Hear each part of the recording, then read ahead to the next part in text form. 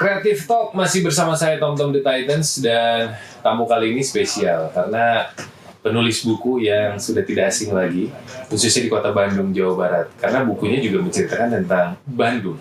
Tapi Bandung kapan? Bandung zaman saya kecil, atau zaman saya masih terencana atau belum direncanakan bahkan. Ngeri banget ya. Dan penulis bukunya sekarang sudah ada di depan saya. Nanti kan kita bahas bukunya buku apa sih, tapi kita bahas dulu siapa penulis bukunya. Assalamualaikum, selamat sore, selamat pagi, selamat malam. Sore menjelang malam. Semua kejebak kalau saya ngomong gitu, karena kan kita nggak pernah tahu ya yang lagi nonton di YouTube itu bisa pagi, siang, sore, malam. Makanya saya selalu menyapa jam-jam yang mungkin semua nonton di jam itu. Kang Ojel, selamat, apa kabar? sehat Damang? Mungkin boleh dekat sedikit ke mic, punten. Kang Ojel, ini menarik sekali dari nama Ojel ya, karena sekarang dan sudah beberapa tahun ini nama Ojel itu hits. Kita kalau mau kemana-mana pasti menghubungi Ojel. Gojel. Ya? Kita mau pesan makan. Oh iya. Gojel. Ojol. Oh iya benar. Ojel. Kang Ojel, nama aslinya siapa sih? Nama aslinya Yusandi dan saya dipanggil Ojel pas SMP. Kenapa? Jadi dulu tuh kan tahun 90 lah ya. Kan lagi usum film Little Missy gitu. Little Missy, tahu dong. Generasi mulai ya. Ya, saya tahu juga dapat cerita dari senior saya. Saya belum lahir udah saat itu. Oke. Yang ini Tipuan usia. yang saya ingat dulu SMP gitu. Waktu itu ada namanya Pak Bahar, tidak akan pernah terlupakan. Dia tuh nunjuk kan, nah dia kan orang Sunda kan suka ngelandih jelmanya. Iya. Kamu justru, kamu Little Missy, kamu, nah ke saya kamu Ojel. Perasaan tidak ada tokoh di film Little Missy yang namanya Ojel. Tapi tiba-tiba muncul nama Ojel itu. Dan kemudian setelah itu teman sebangku, teman bangku belakang, kelas mulai manggil itu. Naik kelas 2, nyebar, kelas 3 nyebar, pas masuk SMA, saya tuh sempat ingin membersihkan nama itu gitu. Kenapa harus dibersihkan? Nama itu kan mungkin nama... Tapi kan bukan nama yang akan dibawa dalam padung ketika saya mati. Oke. Karena harus nama asli kan pemberian. Visioner juga ya, jangka panjangnya sudah terbayangkan itu. Nah, kemudian kebetulan teman-teman SMP kan sebagian juga ada yang masuk SMP 2. Iya. Dan ada yang sekolah. Dan teman itu yang kemudian suka manggil nama itu gitu. Lalu waktu kelas 1 menyebar, kelas SMA, kelas 2, kelas 3 dan sampai sekarang. Kasih Ojel. Jadi aja nama Ojel itu nempel. Dan memang itu Dan sampai sekarang. Iya, dan saya pakai ketika saya nulis buku. Oke. Akhirnya nama itu dipakai. Iya. Jangan-jangan itu juga nama keberuntungan ya. Kita nggak pernah tahu sih. Amin. Amin, insya Allah. Dan saya hanya dulu saya cukup bangga ya akan nama itu karena perasaan jelma yang lain dengan nama Ojel. Nah ketika saya latihan di studio Jalan Sumbawa, ternyata ada operator yang namanya Ojel juga. Saya agak kecewa. Agak kecewa karena aing makin sarua ya sudah kan hanya orang gitu. Tapi it's okay lah. It's okay. Apalah hari sebuah nama. Nah itu. Tapi kadang-kadang nama itu juga sesuatu ya. Kang Ojel, kecil di mana dan besar di mana? Saya kecil di saya tuh lahir di Sekeloa sebetulnya. Sekeloa? Di Bandung dong. Oke. Tapi emang pas umur 2 tahun saya pindah ke Cijerah. Karena ketika itu ya kebetulan bapak itu kan PNS. Dan dianjurkan mungkin untuk membeli rumah di komplek Perumnas. Oke. Pada saat itu Perumnas tuh keren ya. Dan hanya 3 di Cijerah, Sukajadi sama Antapani dulu. Dan itu adalah Sukajadi apa Sarijadi? Sarijadi. Dan itu adalah programnya Orde Baru Pak Harto. Iya, betul sekali. Dan dari Cijerah, kemudian ya saya SD di sana, sekolah di SMP 9, SMA sama Bandung. SMA mana? SMA 2, SMA 2. Dan kemudian kuliah sempat di ITENAS setahun, arsitektur, tapi kebetah. Karena dulu saya menganggap pas SMA itu menggambar indah. Oke. Ternyata menggambar teknik. Iya. 0,1 mili, 0,2 itu harus jelas. Iya. Dan saya kecewa, saya nganggur. Kecewa karena tidak sesuai ekspektasi pada saat itu. Oke. Kemudian akhirnya berhenti. Ya, nganggur. Tahun kemudian tahun 8 saya masuk jurusan editing D3 editing di Gitananor, Fakultas Sastra. Yang sekarang jadi Fakultas FIB. Editing D3 lulus 2001 saya masuk ekstensi S1. Ambil jurusan sastra Indonesia, bahasa dan sastra Dari Indonesia. editing masuk ke sastra Indonesia. Karena editing pun masih di bawah jurusan sastra Indonesia. Oh, Tapi oke. D3 nya. Oke. Dan ini ekstensi Ini editing apa sih, kan penulisan atau apa? bahasa penulisan. Bahasa. Jadi buat buku, buat majalah, editing bahasa. Editing bahasa. Nah, ya. Sampai akhirnya meneruskan S1-nya di sastra Indonesia. sastra Indonesia. Rumah kampusnya di daerah pojok. Iya. Saya Hikom. Oke, menarik sekali ya. Dan ketika nyusun skripsi lah saya baru merasakan nikmatnya menulis. Nikmatnya menulis. Bahwa menulis itu nikmat. Awalnya kan kepaksa ya, Iya. karena harus nyelesain skripsi. Tapi ketika saya bimbingan dan dosen saya ada namanya, Sokyus, kamu mah kayaknya cocok jadi penulis. Ting ameh orang gacang beres. Ting emang ya Tapi emang segala sesuatu yang ada di pikiran, di kepala itu selalu dituangkan dalam bentuk tulisan, atau memang biasa diucapkan juga, atau lebih enak yang mana untuk seorang Kang Ojal sendiri? pada akhirnya menulis itu lebih nikmat bagi saya. Lebih nikmat. Iya, karena kan Sejak itu- kapan sih emang merasakan nikmatnya menulis? ya itu sejak bikin skripsi. Oke. Skripsi dan nyawala kepasanya harus ya baca buku, dan baca buku pun saya terpaksa.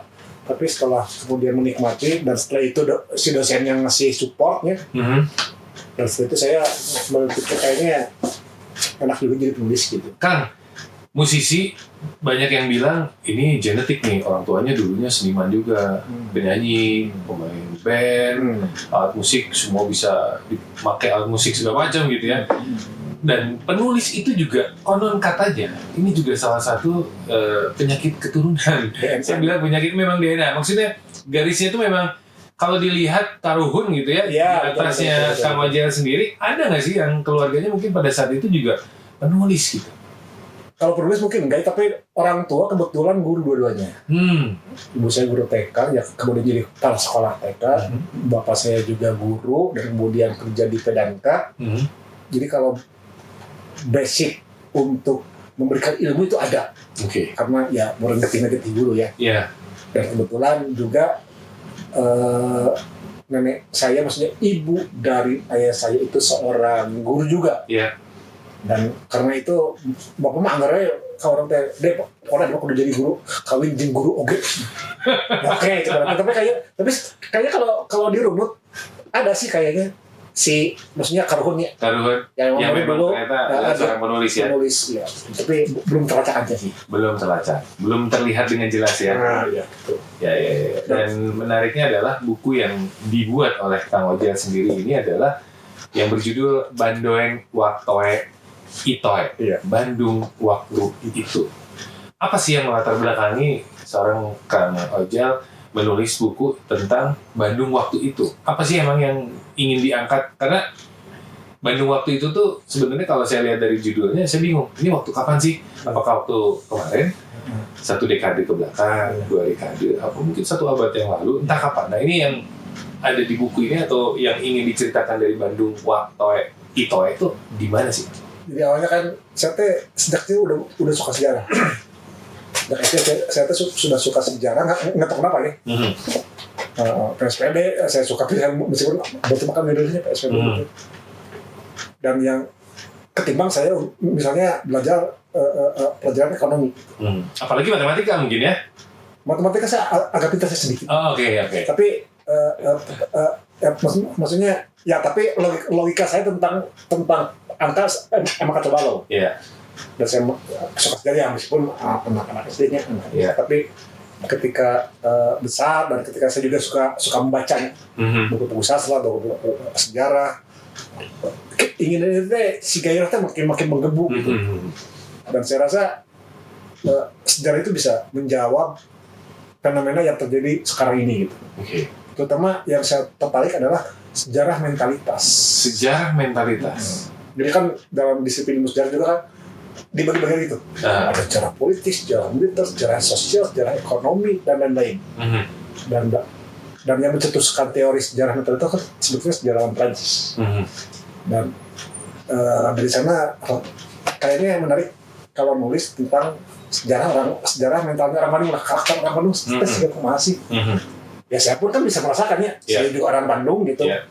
dan melihat teman-teman yang emang orang Bandung gitu ya, meskipun dia kemudian namanya kalau teman orang Jawa gitu, tapi gede di Bandung akan ada persamaan gitu karakter di bawah alam sedar mereka gitu. Dan ketika saya misalnya ke Jakarta, teman orang Jakarta Betawi asli kan ada perbedaan yang cukup. Nah itulah yang kemudian mendorong saya untuk meskipun kan udah ada ya buku-buku tentang Bandung kayak Pak Harita Kunto lah, kayak banyak ya. Tapi kan yang salah satu tema yang ingin saya angkat di Bandung edisi yang pertama itu justru tokoh di Pati Ukur. Tokoh di Pati Ukur. Wah, ini sesuai banget nih. Makanya, dan saya yakin semua orang tahu kan jalan di DU. Jalan DU. Mana kemana di DU Iya. Dan pas banget. Kita juga sedang ngobrol. Sekarang di jalan di Pati Ukur. Nomor berapa cuy? 5. Iya. Kalau orang sejarah itu emang daya ingatnya kencang kan. Saya akui ya. Saya nggak suka sejarah, makanya saya lemah sekali daya ingat saya. Lupa. Aduh, masalah itu. Nah sementara kan ketika ditanya, ya jangan jauh-jauh ke anak-anak Unpad yang emang kuliah di DU. Siapa kan? Nggak tahu DU itu siapa. Padahal kampusnya dalam Pati Ukur. Nah, itulah yang salah satu alasan kenapa saya ingin mengangkat sejarah Bandung ketika Bandung belum ada. Ketika Bandung belum ada. Pun belum ada. Ketika nama Bandung sebagai wilayah administratif, baik Bandung yang sekarang yang kita tempati ataupun Bandung Dayakolot misalnya. Yang sudah ada sejak abad 17. Betul. Iya. Tapi kan Bandung tidak serta-merta jelek kayak Kabumi. Dan sebelumnya apa sih gitu ya? Iya. Dan ternyata itu berhubungan dengan keberadaan di Pati Ukur. Jadi dulu daerah dari mananya? Kira-kira dari Cianjur, Bandung sampai selatan, sampai Tasik, sampai Sumedang, tempat Sumedang sampai Subang itu termasuk Tata Ukur. Tata Ukur yang dipimpin oleh seorang bupati yang bernama Adipati Ukur. Adipati Ukur. Jadi di Pati Ukur ini dari nama seorang bupati yang bernama Adipati Ukur. Nah, sebetulnya Adipati Ukur itu bukan nama, tapi gelar. Gelar. Bahwa dia bupati di wilayah Ukur. Jadi kan kalau kita ngomongin RK misalnya, RK itu bukan bukan yang itu bukan kedudukan kamu, tapi wali kota Bandung. Iya. Setara dengan Adipati Ukur. Wali kota pemerintah Bandung. Kalau di Pati Ukur, adipati atau bupati yang memerintah Tata Ukur. Dan Tata Ukur itu luasnya ya Bandung plus Cianjur plus Garut plus Tasik. Berarti lebih luas dong. Lebih luas. Lebih besar dari Bandung itu sendiri ya. Wow. Tapi emang statusnya kabupaten. Kabupaten, betul. Kang, tahun berapa itu? Di Pati Ukur tuh abad 17 awal sampai pertengahan. Awal pertengahan abad 17. Jadi tahun 16 sekian. Abad 17. 16 sekian sampai 1680 gitu, 1650. Enggak. 1620-an. 1620-an. Masih 16 awal dong ya? Awal. Sampai 1640-an. Karena kan dia pada akhirnya ditumpas oleh pasukan Mataram dari Jawa. Seperti apa Bandung pada saat itu? Nanti akan dijawab. Yang pasti kalau misalnya pengen tahu seperti apa Bandoeng waktu Itoy, ini harus nyimak terus obrolan saya bersama Kang Ojel, karena akan kita bedah isinya dan kenapa sih kok bisa ada Bandung yang seluas itu tapi sekarang jadi sebesar ini. Di sini akan saya tanyakan juga. Jangan kemana-mana, nanti kita balik lagi. Balik lagi bersama saya di Creative Talk, Tonton The Titans bersama Kang Ojel. Ini menarik sekali bahasan tadi di awal soal Bandung itu sebesar apa, terus ternyata nama jalan kantor Mara ini di Pati Ukur berawal dari apa, dan akhirnya saya tahu. Menarik sekali ya. Dan yang ingin saya angkat di sini balik lagi ke Bandung waktu itu. Menarik karena ternyata di sini ada ilmu atau ada informasi yang belum saya ketahui, tapi dari buku Kang Ojel ini ternyata baru segini aja saya ternyata begitu ya. Jadi memang benar, ini jangan hanya ngobrol, saya juga harus tahu nih isi bukunya seperti apa, karena ternyata luas dan besar dan banyak yang harus saya ketahui ya. Karena saya lahir di Bandung, penasaran nih. Siap. Tadi sempat diungkit kalau misalnya Bandung itu sebenarnya besar, berawal dari Dayakolot lah, Dipati Ukur atau Adipati Ukur tadi ternyata luasnya sampai ke Cianjur. Terus kenapa berubah jadi cuman seluas ini? Oke, jadi dulu kan kenapa, maksudnya nama Dipati Ukur kan muncul ketika sudah ada Belanda di Batavia. Dan Batavia kan emang perusahaan dagangnya kayak Ocel gitu ya. Dulu Sultan Agung Mataram resah dan dia mengumpulkan pasukan dari Priangan, Patadokur, Sumedang sampai Surabaya untuk menyerang kota kecil yang bernama Batavia, yang bosnya cuma Jakarta Utara, Jakarta Barat. Kalah. Nah, pasukan mereka tuh menyerang 2 kalinya tahun 1628 sama 1627 sampai 1629 2 kali. Nah, Dipati Ukur itu ikut penyerangan yang pertama. Dan Dipati Ukur adalah pemimpin tertinggi militer untuk wilayah Priangan. Jadi which is itu Bandung dan sekitarnya ya. Tata Ukur termasuk Sumedang dan Cianjur. Enggak. Cianjur belum ada. Cianjur, Garut, Tasik belum ada. Masih, dan Bandung pun belum ada. Tapi Tata Ukur, Sumedang dan Ciamis. Nah, itu kan di bawah kepemimpinan Dipati Ukur. Tapi Dipati Ukur pun di bawah seorang kepemimpinan panglima besarnya. Kan itu kan pasukan sekutu gabungan. Priangan, Jawa Barat sama Jawa Timur gitu ya. Yang diangkat jadi panglima perang tertinggi adalah Bahu Reksa. Ada kan yang ada. Ya. Dia adalah pemimpin tertinggi. Kenapa Bahu Reksa yang orang Kendal, orang Jawa ada di Bandung? Karena berhubungan dengan Dipati Ukur. Nah, Bahu Reksa menyerang. Tadinya kan harus bareng sama pasukan Dipati Ukur ya. Tapi terjadi miskomunikasi, salah paham dan saling curiga lah. Bahu Reksa meninggal sebagai kusuma bangsanya, meninggal melawan VOC di Batavia. Dipati Ukur berhasil meloloskan diri dari pengepungan orang Belanda. Karena itu ada catatannya bahwa kami menggempur pasukan Bahu Reksa dari arah ini dan pasukan Tata Oakuer dan Sumedang pakai H. Dan yang nyatanya Gubernur Jenderal terjun di hari yang sama. Jadi catatannya sangat sahih. Nah, Tata Ukur Dipati Ukur tidak melapor ke Sultan Agung di Mataram di Jawa. Karena kalau melapor kalah pasti dihukum mati. Karena itu dia mengumpulkan sekutu-sekutu untuk tidak melapor. Karena percuma orang lapornya maut gitu. Makanya dia membuat kekuatan baru, misalnya kekuatan yang tidak loyal kepada Mataram. Nah, singkat cerita kekuatan Dipati Ukur ini diserang oleh Mataram Sultan Agung. Kalah. Nah, dan versi tentang Dipati Ukur ada 9. Dan kita kalau baca naskah-naskah yang zaman akan bingung. Jadi Dipati Ukur yang ternyata tokoh historis, tokoh sejarah, dijadikan tokoh mitologis. Yang jadi bisa ngapung, bisa Dan kemudian padahal tidak begitu ya?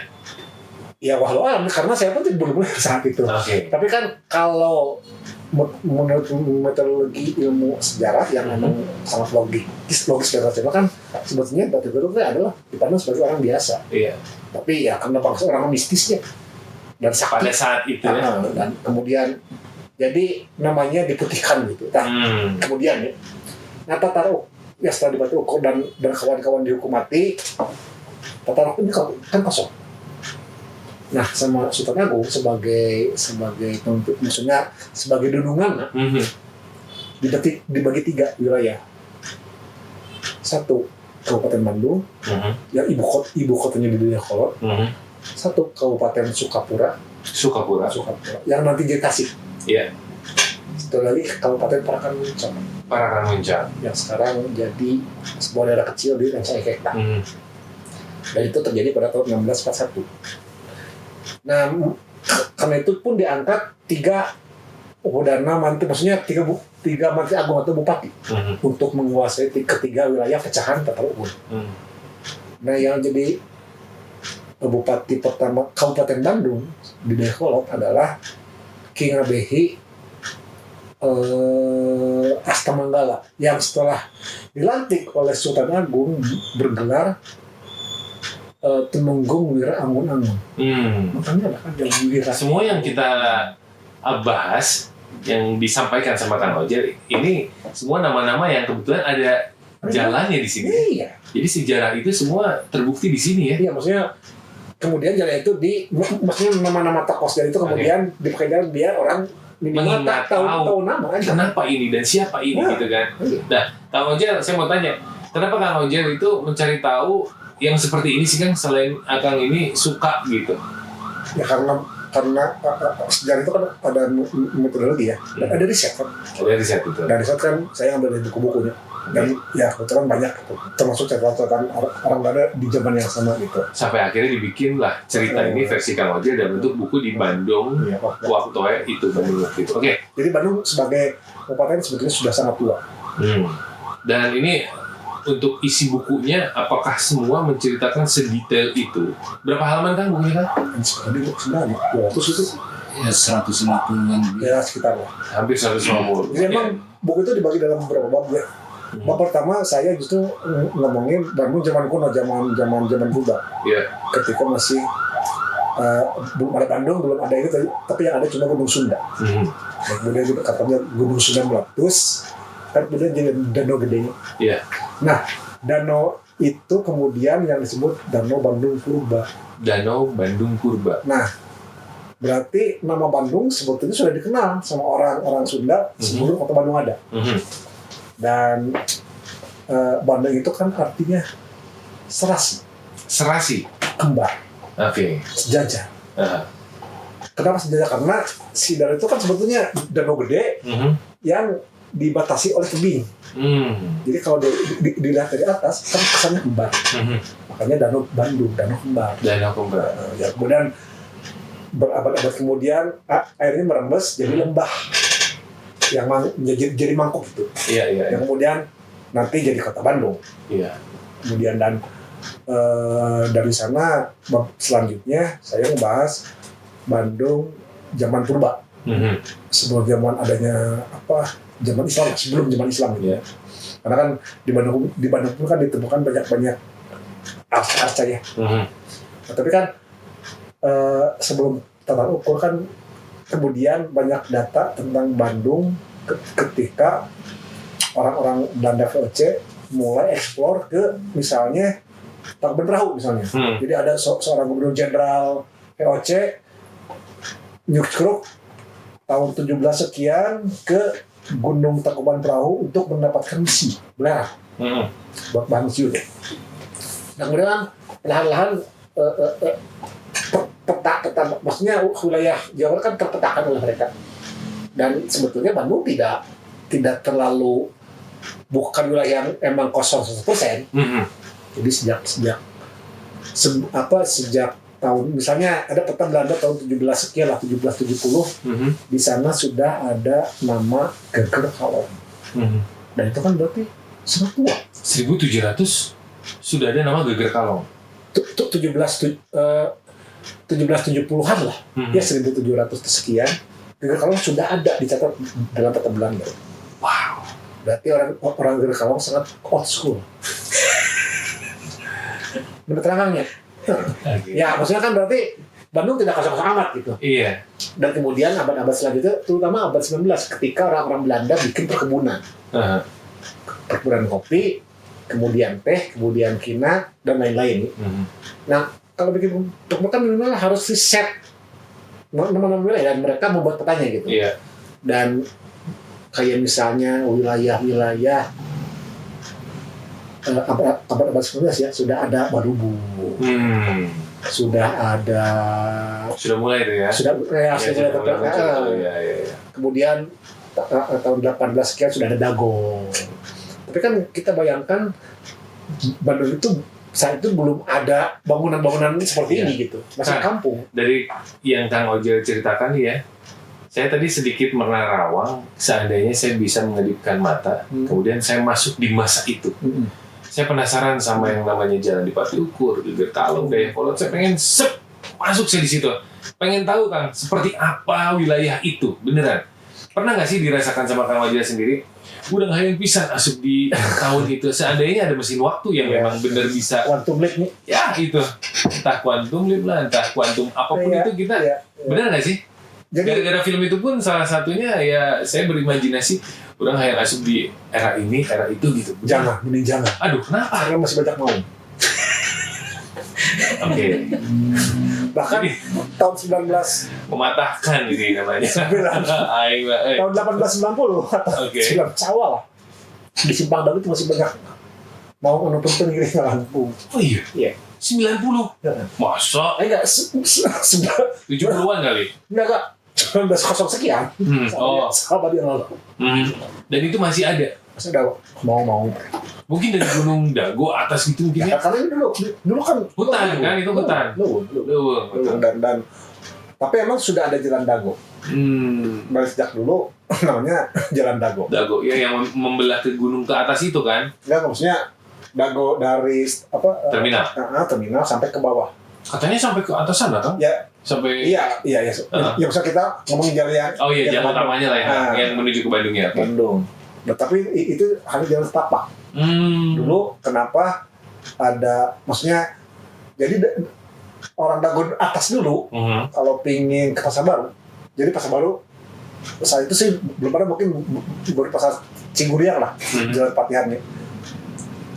Itu mereka janjian di Dago atas yang sekitar stasiun awalnya. WhatsAppan gitu mungkin ya janjiannya. Nggak tuh bikin grup WhatsApp. Nah mereka kan ya orang ke pasar kan pasti subuh nih malam-malam, Iya. mungkin jam 3 pun sudah kumpul gitu. Orang pagi dan orang saling tunggu nggak dagoan gitu. Jadi dago. Oh gitu. Dan mereka harus turun, mereka harus bawa tombak, harus bawa alat tajam dan senjata karena di Simpang saya mau. Oke. Dan tiba di pasar baru atau pasar yang lain, ya mereka kan pulang lagi. Bangunnya bodas tuh. Enggak sih Loreng. Nah, yang saya kebayang, Bandung saya itu masih leuweung, tapi emang, nah kayak jalan dari tempat saya kan ada Lebak Gede, yang setelah jadi kecamatan. Lebak Gede sudah ada dalam tahun itu gitu, tahun 1880 atau 90 Lebak Gede sudah ada. Berarti itu kan wilayah yang agak kuno juga gitu orang Bandung, dan saya yakin itu sudah jadi perkampungan. Nah, kita bayangkan Bandung yang masyarakat itu pasti di sekitar Cikapundung sudah permukiman. Karena kan peradaban dimulai dari sungai. Sejak zaman Mesopotamia sampai bla bla bla. Cikapundungnya yang tengah di alun-alun itu atau Ya, Cikapundung dari Dago sampai ke bawah aja sampai ke Pendopo. Iya betul. Iya. Yang pasti sisi-sisi sungai itu udah jadi banyak tempat tinggal betul. Iya. Saya pernah dengar itu. Iya. Dan mungkin itulah orang-orang Bandung yang lebih awal ketimbang orang-orang Bandung yang kemudian tiba ke sini tahun 20-an, 30-an, 40-an, 50-an gitunya. Yang orang-orang tuanya pasti bukan dari Bandung gitu. Oke. Kang, saya mau nanya nih ya. Kalau misalnya di era itu, entah itu 1700, tadi seperti yang dibilang, Gerkalung itu udah ada dari 1700. Wow. Lebak Gede dari 1800 sekian. Wow. Oke. Saya pengen tahu nih Kang, yang menentukan area wilayah milik orang, ya tanah orang, ini tempat saya, ini tanah saya ya, itu yang menentukan Belanda kah? Akhirnya diberikan kepada warga setempat, atau memang sebelumnya udah ada pituin di sini yang memang saya matok nih daerah sini. Kayak misalnya tadi Akang bilang, kalau misalnya mau ketemuan dagoan ya di Jalan Dago, walaupun dulu masih jalan setapak, mungkin ya cuma tanah aja yang bisa di antara hutan belukar. Terus akhirnya menentukan, ini tanah saya. Nah itu ada nggak diceritakan di buku ini, atau mungkin diketahui juga oleh Kang Wajida? Jadi sebetulnya tanah itu sejak dulu sudah milik raja atau sultan. Oke. Negara. Pada saat itu. Iya, dari zaman yang lampau juga. Nah, dulu yang punya tanah itu adalah bupati dan reng-rengannya dan staffnya. Nah, otomatis, tapi warga bisa tinggal di sana, bisa bikin kebun. Nah bayangin juga ini agak mikro ya. Di kita kan banyak kecamatan kurang yang namanya kebun tahu, kebun biji, kebun jati, kebun apa lagi? Kebun kawung, kebun bunga ya? kebun kawung, kebun jati, kebun waru mah kebun penjara. Iya, tapi itu kan ada ya dulu ada ya. Nah, Bandung abad 19, ya kita bayangkan kebun-kebun itulah. Jadi ada perkampungan dan ada kebun. Yeah. Dan dulu orang Bandung hidupnya masih berhumah, belum bersawah.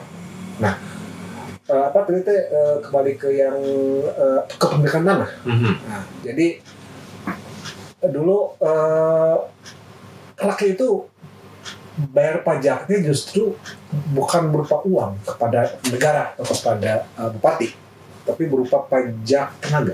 Pajak tenaga.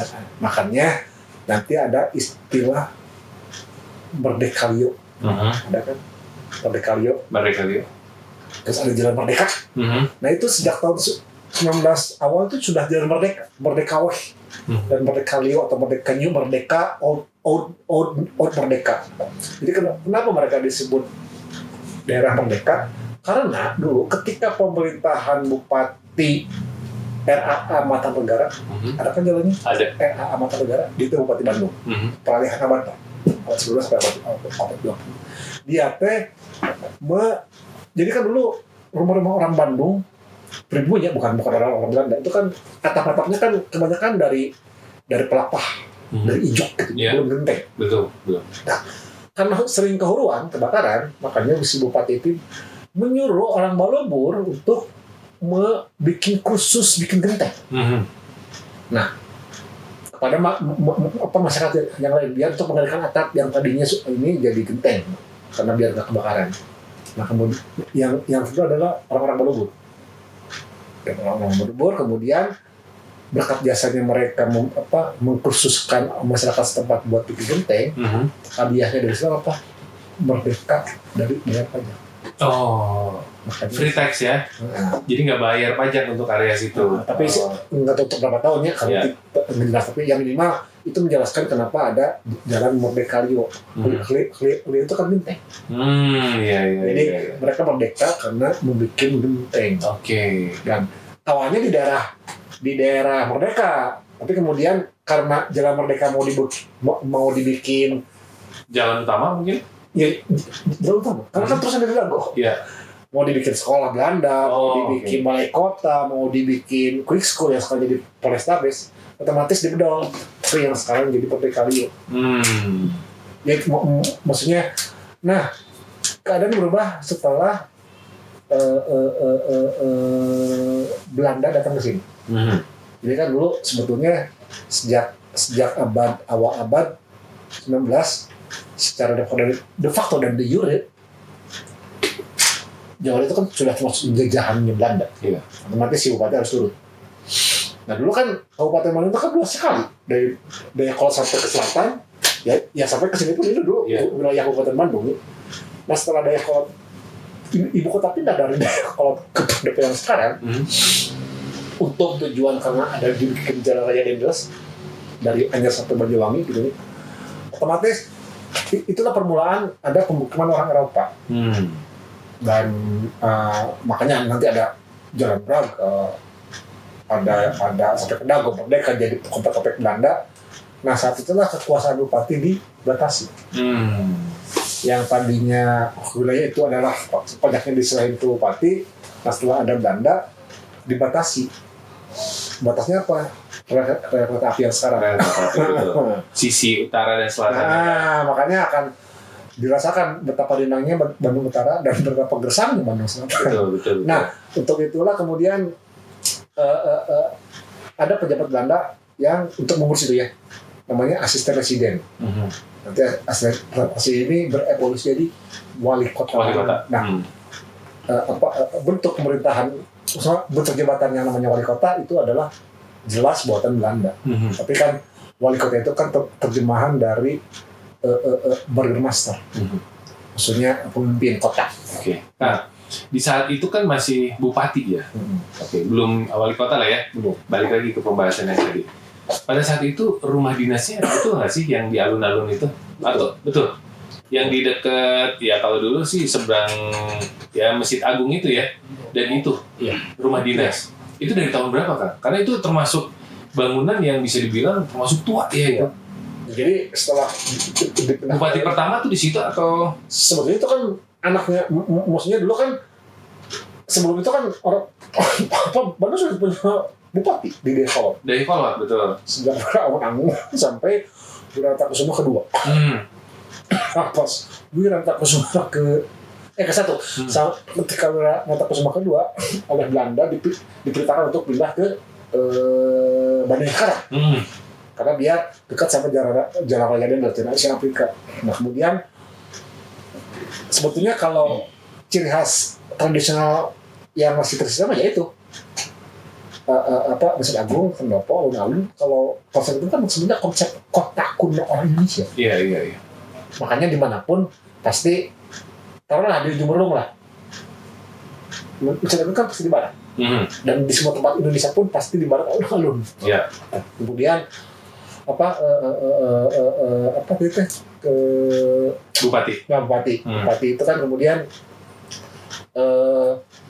nah setelah ada kekuasaan Belanda, otomatis wilayah dan apa ya maksudnya wilayah Bupati Bandung dibatasi hanya sampai selatan karena akan didirikan Gemeente Bandung alias Kota Madya Bandung. Kota Madya Bandung. Okay. Yang cerita disampaikan barusan ini semua ada di dalam itu.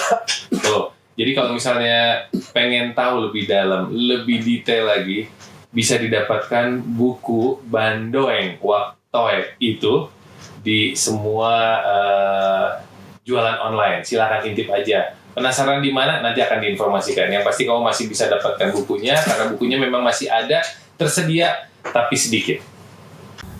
Masih di Creative Talk bersama saya Tom The Titans, pastinya pembahasan buku. Bandung Waktu Itu, menarik sekali. Bersama Kang Ojel dan bahasan isi buku ini harusnya nggak hanya di YouTube ya. Karena kita harusnya sedikit-sedikit aja. Tapi semua yang dengerin harus atau yang nonton harus punya bukunya. Karena di situ akan lebih paham lagi Bandung Waktu Itu tuh seperti apa. Dari ceritanya aja udah bikin penasaran kita kan. Nah, jadi jangan lupa harus beli bukunya. Wajib. Ini edisi yang pertama ini menarik teman Mara. Dan yang pasti ini saya mau tanya tadi sempat dibahas soal arca. Ini bener nggak sih Kang? Karena banyak juga teman-teman saya, tetangga saya yang sudah sepuh gitu bilang di Bandung ternyata banyak loh, bukan hanya seperti di Jawa yang ditemukan patung-patung ya atau arca tadi sempat Kang Ojel bilang di Bandung itu banyak, tapi masih tertutup sebenarnya. Apakah betul Kang? Pada saat itu atau waktu itu arca-arca atau patung itu memang ada di Jawa Barat atau bahkan di Bandung itu, betul nggak sih Kang? Jadi kalau kita melihat foto-foto zaman Belanda ya, ketika foto sudah mulai ditemukan, tapi juga ketika mereka masih menggunakan lukisan lah, belum menggunakan foto. Dan itu karena data yang tersimpan, tersave itu kan abad 19 ya, tahun 16 sekian lah, ketika orang-orang naturalis Jerman kayak Jung Hoon dan lain-lain lah, mereka tertarik untuk meneliti alam priangan, gunung-gunung, termasuk pohon-pohonnya, marga satwa, burung pun mereka teliti gitu. Dan di tengah riset itu, dan emang mereka nyusruk gunung-gunung yang masih perawan gitu, dan ya pembantunya mah orang-orang kita ya, yang angkutan barang nama gitu. Dan mereka tuh kadang-kadang kayak di daerah Banjaran, daerah mana Ciparai, daerah Soreang, itu teh masih banyak ditemukan arca-arca peninggalan zaman Hindu-Buddha yang agak komplit. Kayak misalnya kalau di Jawa kan disebutnya Linggayoni lah. Jadi tidak hanya batu satangtung yang emang alami, tapi yang emang dibentuk oleh manusia gitunya. Dan kalau kita ngecek pun banyak arca-arca yang dipoto oleh orang Belanda yang berasal dari Cikapundung. Dan ya kayak tadi, kayak Kang Tonton bilang bahwa di Geger Kalong pun yang emang sudah sangat tua, cukup tua lah ya di Bandung. Dulu masih banyak menyimpan peninggalan arca-arca itu gitu ya. Iya. Meskipun arca-arca buatan Jawa Barat disebutnya tipe Priangan yang emang tidak seindah arca-arca buatan orang-orang, misalnya Jawa Tengah, Jawa Timur, Jogja ya. Iya. Yang lebih rumit dan lebih inilah. Nah tapi sebagian memang ada yang dibawa ke museum Jakarta oleh Belanda ya. Oh, oke. Di save gitu. Tapi kan sejak dulu pun kata Raffles banyak pencurian artefak-artefak. Ketika dia ngomongin konteks ketika orang-orang Eropa banyak menemukan reruntuhan candi-candi lah Jawa Tengah, Jawa Timur, dan itu pun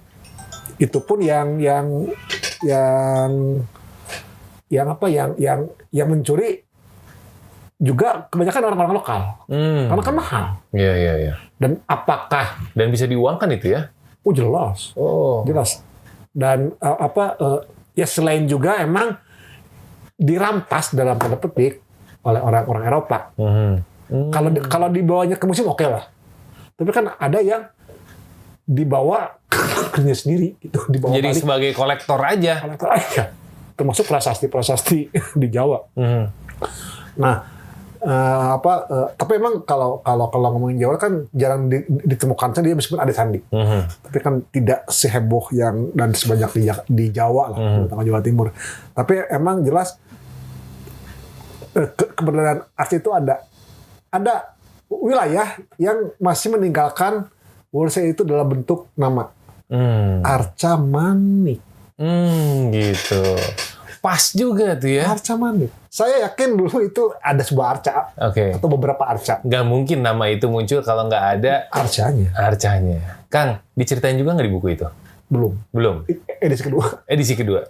Dan itu bikin penasaran saya juga nih. Iya. Saya baru tahu. Baru saya nanya soal arca dari singgungan awal. Dan baru disampaikan juga ternyata Arca Manik itu ternyata ada bagian dari itu ya. Iya. Untuk yang tinggal di Arca Manik ini jadi sesuatu dan Antapani. Antapani. Dan emang kenapa Antapani? Antapani tahun 1890 sudah ada dalam peta di Belanda. Hantapani. Iya. Cuma Hantapani. Cuman karena mungkin orang Sunda, mungkin ya Hantapani rada hese, kemudiannya bisa Antapani lah gitu. Mungkin gitu. Oke. Itu menarik sekali ya. Iya. Siap. Kang Ojel, terima kasih banyak waktu dan kesempatannya. Mungkin ada yang ingin disampaikan terakhir mungkin untuk teman Mara yang lagi dengerin atau mungkin untuk pemirsa Creative Talk. Ya. Silakan. Mungkin yang saya ingin sampaikan, coba teman-teman telusuri deh silsilah keluarga sendiri. Dan dari sana teman-teman akan tahu siapa leluhur teman-teman. Dan saya yakin teman-teman kan sebagian besar mungkin kakeknya, ayahnya yang bukan orang Bandung dan kemudian pindah ke Bandung dan menurunkan teman-teman dan kemudian nanti anak-anak cucu lah. Dari sana mungkin antusiasme teman-teman akan ya minimal sejarah keluarga gitu ya. Dan nanti dari sejarah keluarga akan melebar ke sejarah yang lebih luas. Mungkin teman-teman akan tertarik ke sejarah desa apa. Dan nanti kalau sejarah lokal-lokal itu yang kecil itu dikumpulkan akan mengumplitkan sejarah kota Bandung. Karena kampung-kampung desa-desa itu kan sebetulnya yang membentuk kota Bandung ini. Iya. Ya itu aja sih pesan saya. Menarik. Terima kasih sekali lagi Kang Ojel. Dan ini pasti banyak yang menyimak dari obrolan kita melalui YouTube atau mungkin yang lagi dengerin sore hari ini juga. Dan yang pasti sekali lagi pesan Kang Ojel, jangan lupa diurutkan sejarah keluarga. Karena kalau kita urut kemudian mengkerucut, kita akan tahu arahnya.